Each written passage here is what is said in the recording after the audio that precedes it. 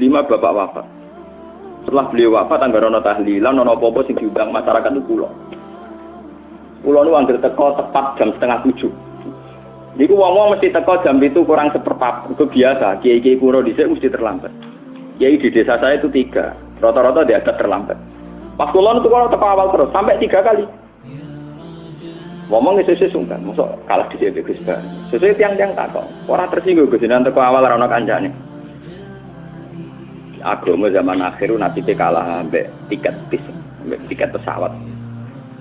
Kalau sampean alasannya lugu, saya itu marah betul. Kalau sampean alasannya awam yang jujur, jangan awam yang sepihak. Ini melecehkan agama. Saya sangat tersinggung. Selama ini bapak saya mentoleransi kalian karena disangka kalian itu awam, tapi awam yang kriminal kata. Coba kalau urusan agama sampean terlambat sampai 1/4 jam, setengah jam. Yang awam pula dan orangnya juga sampeyan. Kalau beli tiket jam 4 untuk beli pahala kencana atau bis apa ke Jakarta, setengah 4 itu wis ning Lasem. Daerah saya itu kalau beli tiket mau ke Jakarta lewat Lasem. Misalnya berangkatnya jam 4, setengah 4 sudah di agen. Beli pesawat check-in sebelum 1 jam. Kenapa selalu kalau dalam hal agama kok terlambat? BLT malah sampean sak jam sedurunge santri subuh. Lu kalau sampean awam total tidak tersinggung. BLT yo terlambat, tiket bis yo terlambat, pesawat yo terlambat. Oke, agama juga apa Ini tidak kriminal. Tuduh sadar. Berarti aturannya agama kalah mbek aturannya Cina. Cina di aturan tiket nak terlambat hangus. Kowe wedi. Lah saiki misalnya pangeran ngandani ibadah hangus karena terlambat. Apa membuang mureng-mureng. Saya mboten wani terasa wedi tenan. Pokoke saiki cekeli, fatwa sitok pangeran jo kalah mbek tiket bis. Wis iku tok sapa ilmune wis ora angel-angel ora dalil-dalilan. Ya ini contoh giro. Contoh napa? Contoh gitu. Mungkin kalau kita sebagai soleh yang pastinya biasa saja melihat fenomena itu. Mana kalau ngaji tunggu di tepat Pak, tak hormati betul. Saya dengan tiket pesawat juga hormat, dengan tiket bus juga hormat. Masa ngaji saya nah, harusnya lebih hormat. Dulu kalau nak ngaji, saya ngaji tentang beriki, atau budi-budi. Misalnya ngantuk, ngopi tenang.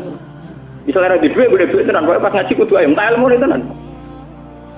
Betul kalau ngomong ngaji, ngantuk, wango. Baru halaman ini raro, golek-golekan. Kriminal, kenapa? Kriminal. Uang apa itu rokok werah, regane sakmene, duitku sakmene, kok kembali sakmene, susuk tak? Bareng ngaji halaman ini raro. Kriminal, kenapa? Paham? Swargane ditutup. Gus terlambat, paham? Biar tahu ini contoh hero. Dia contoh apa? Dan hero ini pula yang diterapkan, yang dilatihkan oleh Rasulullah Muhammad SAW. Kalau bolak-balik matur, ketika para sahabat itu cengeng karena tangannya luka, karena kakinya luka oleh perang atau oleh sebab nama perang, mereka cemen matur ning Nabi. Jawab Nabi enak, diwarai Quran, iyam taskum korkum, faqad masal qauma korkum. Wong kafir lu gendo-gendo, iku wani luka. Mau demi kekafir, kekafir. Kowe jare demi pangeran luka kamu nek gegerem gak karu. Kulon saat ini di jamaah teng Bojonegoro, saat ini sebagian pun tahajud. Gara-gara mandi, lem rokokasi kula mandi. Maling ayam, maling biji, maling mangga, maling pelem, maling copet dan sebagainya. Tengah papan itu tang, yo ra kanyes ben kadokan cekak nyolong biji. Kowe trimo tahajud kok sambat kanyes ben. Jadi Allah itu sering punya tradisi, orang dolim itu dibikin satu perilaku. Kemudian perilaku ini sebagai kaca bagi orang soleh. Lho kalau kadang iya yo wedi. Artinya wedi ku iso mangan ta ora. Iya yo ngeten ora pati prospeknya tuh. Kadang yo wedi.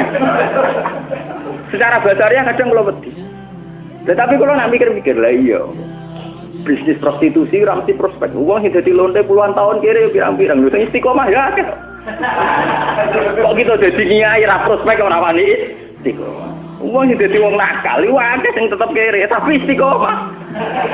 Kita dadi wong soleh kok mutung. Masalah musuh nggih ngoten, kita jadi kiai mungkin dia musuh, ada yang benci menawa sing latihan nyantet barang macam-macam. Tapi coba kalau sampean jadi bandar narkoba, ngadepi polisi, ancaman hukumannya seumur hidup. Sudah gitu persaingan antar bandar narkoba, rawan ditembak, rawan ditelikung. Toh berani, mereka menantang nyawa berani. Kita dadi wong saleh gak dinyali, gak dinamo. Ono ninja wedi ora karo pelor diuntali gegere ora karo. Lho beneran Pak Wae ninja niku kula santri kula kadang kula bagaimana kula ge kata. Gus maca-maca apa tak nguntal apa ta. Aku jambuk. Cangkem kiai sibuk latih. Yo biasa wong maksiat-maksiate wani mati kok aku dadi kiai ra wani napa? Mati. Bangunnya aku wong saleh model apa? Aku wong saleh model. Kan kula kiai mbok wede, Pak wede. Gara-gara itu tadi, Allah punya tradisi membandingkan wong saleh dengan wong zalim. Termasuk ayat paling populer gini wong, "In takunu ta'lamuna fa innahum ya'lamuna kama ta'lamun wa tarjuna minallah ma la yarjun." Kalau kamu merasa luka karena perjuangan, orang-orang nakal juga luka karena perjuangan. Toh mereka berani. Masa kita yang bayar turjuna minallah malah yarjun. Kita rojani Allah gak wani. Kalau ini cerita gitu, tentang jamaah ngaji kula. Wong ra gelem kaji di dhuwit iku medhit-medhit. Wong kaji regane mok 3.000. Kaji paling banter Rp4.000. Cek larang dhuwit parkir. Lah kok mboten semuanya. Nak umure wong rata-rata 20 tahun. Kaji mok 30 juta. Sampeyan nabung sedina 3.000 iku sak wulan niku entuk 30.000 nggih. 3 kali 3 90.000. Nak sak wulan untuk 90.000, 10 wulan niku wis entuk pinten? Pinten? 900. 900. Ping 20 tahun niku berarti kaya di duit 1 juta. Di wong nak sedina buat duit 3.000, 20 tahun di duit 1 juta.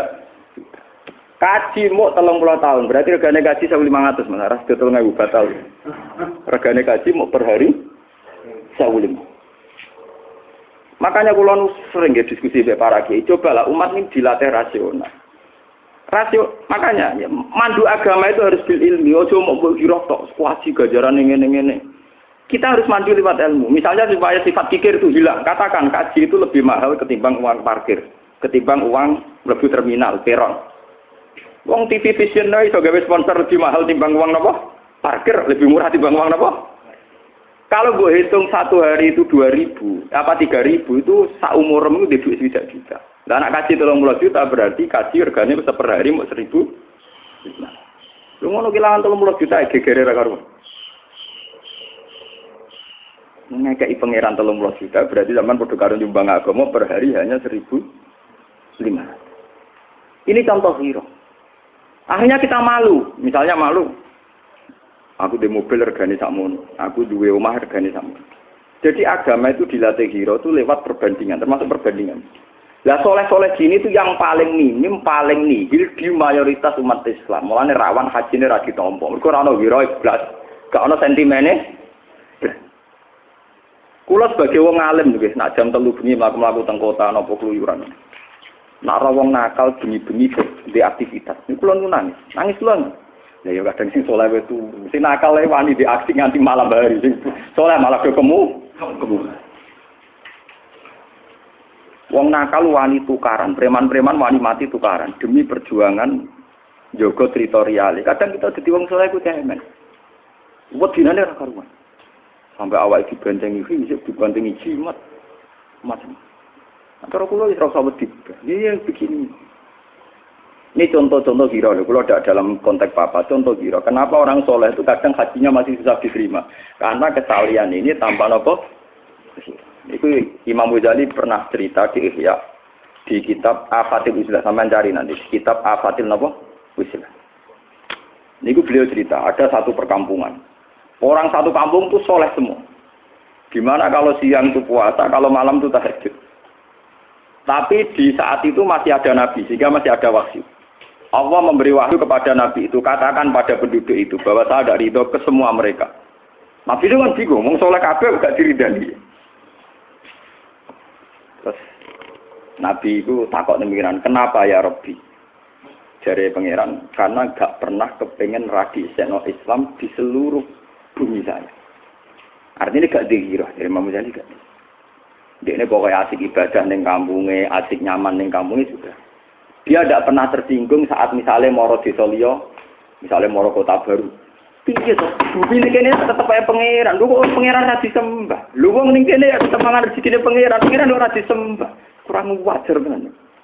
Harusnya setiap umat Islam itu punya hero begitu. Misalnya kampung sini soleh, kampung Wonokromo soleh, tapi kamu kemana ada kampung preman, nanti kamu tersinggung. Lu ning kene lah wong kaya ning bumine pangeran, ning kene lah wong ra mangan rezekine.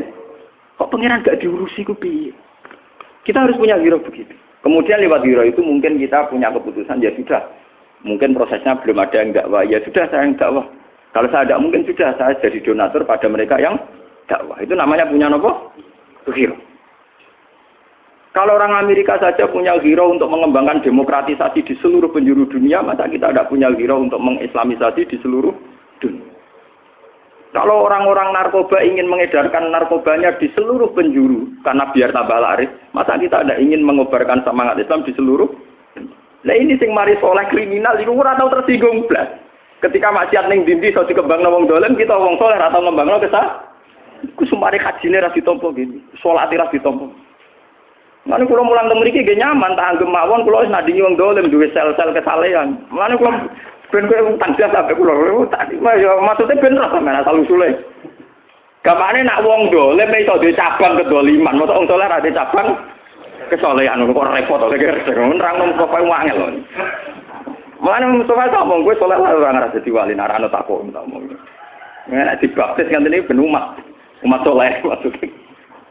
Tidak biar sampean tahu, selama ini kita cukup iktifak soleh, tapi soleh-soleh pasti. Dan itu kriminal dalam hukum Allah, karena jelas-jelas dalam syariat Islam ada amar ma'ruf nahi mungkar. Kemana ono nasrul Islam. Dan Allah mencontohkan lewat tamparan-tamparan wong zalim. Misalnya wong zalim badan narkoba pusat duwe cabang ning dindi.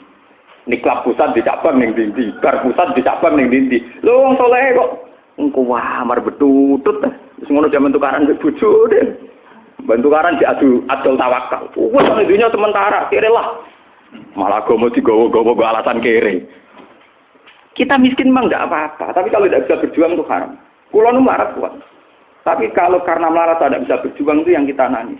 Jangan salah paham. Saya miskin itu kuat. Kita tidak apa-apa miskin. Tapi kalau miskin yang menghalangi kita berjuang, kita harus nangisi. Karena wis parah, wis lampu merah. Nah, miskin nganti rasa berjuang, wis lampu napa?